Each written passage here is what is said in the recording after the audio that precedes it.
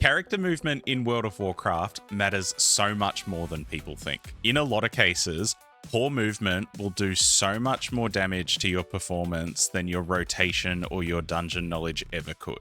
How you control your character is one of the most fundamental parts of the game, and yet it is also the one that is overlooked the most. Most people just pilot their character the same way that they always have, without really ever questioning whether there's a better alternative. The problem is, poor movement can absolutely gut your uptime, disrupt your damage output, and make hectic mechanics feel even harder than they actually are. So in this video, I want to show you how to move better in WoW. We'll cover why movement has such a huge impact on performance, how to set up your keybinds so that you can press them and move at the same time, and a top-down camera technique that I don't really see ever talked about, but it is something that I use a lot to make chaotic pulls much easier to handle. If you watch some of the very best players in the world, one thing is almost always true. They are constantly casting. No matter how hectic a raid or Mythic Plus encounter becomes, they will find a way to squeeze value out of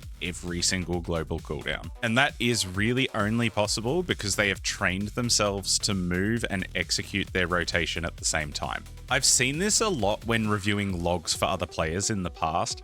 More often than not, the issue is actually not that they're doing their rotation wrong, it's that they're simply not pressing anything for significant portions of time. Their damage falls apart not because they don't know what to press, but because moving their character keeps interrupting their ability to actually press the buttons they need to. And that is the core of the problem. If your setup makes it awkward to move and cast at the same time, you're just making it far harder than it needs to be to perform well. On top of that, poor movement doesn't just cost you damage, it makes the game feel harder as well. With so many mechanics to dodge and things to keep track of, movement almost needs to become automatic. The more mental effort that you have to spend trying to pilot your character around the screen, the less you have left to actually focus on what's going on around you. But what can we actually do to solve this? There are a few ways to approach it, but the main goal is pretty simple. You want your keybinds set up in a way that lets you move and press abilities at the same time. I'll start with the way that I personally solve this, which is with an MMO mouse. I use a Corsair Scimitar, but there are other options from brands like Razer as well. Having 12 buttons sitting right next to your thumb gives you a huge amount of access without needing to move your hand much at all. On top of that, I always rebind A and D to strafe, and then use the Q and E keys as extra ability buttons as well.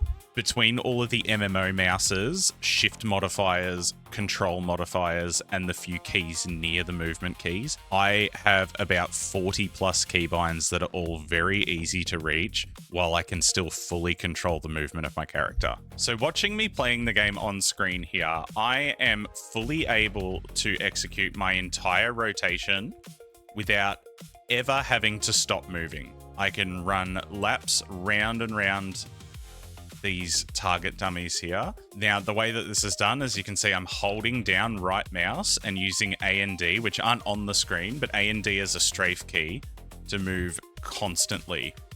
The upside to this too is, let's say I have to run away, I can flick around very quickly. If we need to swap to a different mob quickly, we can swap like this and not lose a single global in the process of doing any of this. If you're interested in picking up an MMO mouse, I have left an Amazon link to a Corsair Scimitar in the description below. I believe a Razer Naga is the other one that jumps to mind. Logitech also has options available. That being said, you absolutely do not need to go out of your way to buy a new mouse to achieve a similar result. The same principle applies even without one. You want to rebind A and D to strafe, freeing up Q and E, and get used to doing most of your movement with the right mouse button using your strafe keys. From there, there's one main rule to follow. If you can't comfortably press a button while holding A and D, it probably shouldn't be used for one of your core rotational abilities. So, for example, if you watch my hand here, I naturally rest my hand on the keyboard like this. For me, pressing the one key while holding A feels extremely awkward, like my hand has to stretch across to get it. So I would probably not be using this for a core ability. However, buttons 2, 3, and 4 are really easy to reach while holding any of the strafe keys. Maybe 4 is a bit of a stretch, but 2 and 3 for sure. Also, X, C, and V are also very easy to press with my thumb while I'm going back and forth with the strafe keys. So if I wasn't using an MMO mouse, those are the keybinds that I'd want to use to press most of my core abilities. I could then use Q, E, R, T, F, and G for less frequent abilities. And then my pinky finger sitting on Shift and Control can then be used to modify each of those. So Shift Q, Shift E, so on and so on. So really what the core idea is here is that you want your binds arranged in a way that allows you to keep strafing no matter what you're pressing. If you need to move forward, you can also do this by holding down both mouse buttons instead of pressing W. So let's say if it's a key where it's really difficult to press W and that key at the same time, you can use that as a movement strategy as well. This is the crux of it though. If your binds are set up in a way that makes moving and casting awkward, you are always going to run into one of two problems. You will either end up getting your hands tangled and making it hard to press your rotational abilities as you're moving, or you'll simply just stop pressing abilities to move, which will lose you a lot of damage. There is one more thing here that I'd want to touch on quickly that's not strictly movement related, but it absolutely ties into it, and that's using your globals while moving. Online guides are great for telling you what to press for optimal damage, but they can fall apart once real gameplay is actually involved. For example, look on screen here. Let's say that these AoE target dummies are set up as a Mythic Plus pack. At this exact moment, my optimal button to press would be Divine Storm. Now, however, let's say I am forced out of range for the next 3 globals. All of a sudden, Divine Storm isn't going to hit everything, so do I just stand there and wait? No. Instead, I could use a Final Verdict into a Blade of Justice, into a Judgment, and then once I'm back in range, I can return to my normal full rotation. In this scenario, I didn't press the most optimal buttons for the target count, but 3 globals of subpar damage is much better than 3 globals of no damage at all. This will look different for every class, but the principle is the same across the board.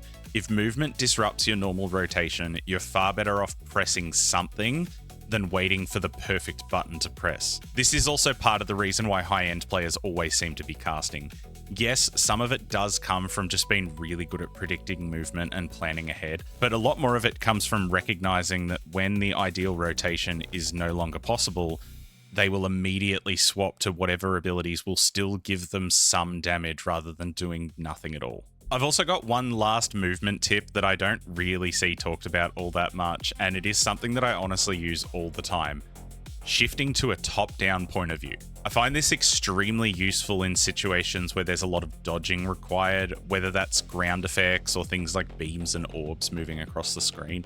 What you can do is hold your right mouse button down, drag the mouse downwards, and then look at your character from directly above. From this angle, it is much easier to see what is underneath your feet, as well as see things moving towards you from a distance. On screen here is a clip from a Magis's Terrace I did a few days ago.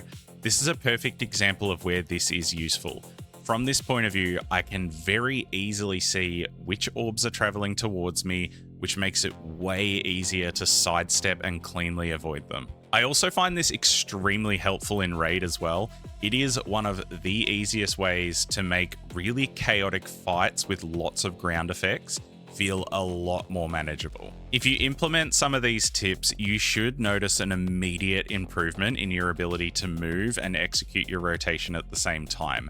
It may feel clunky to start with, as would anything new that we haven't learnt before, but I really suggest giving it a go.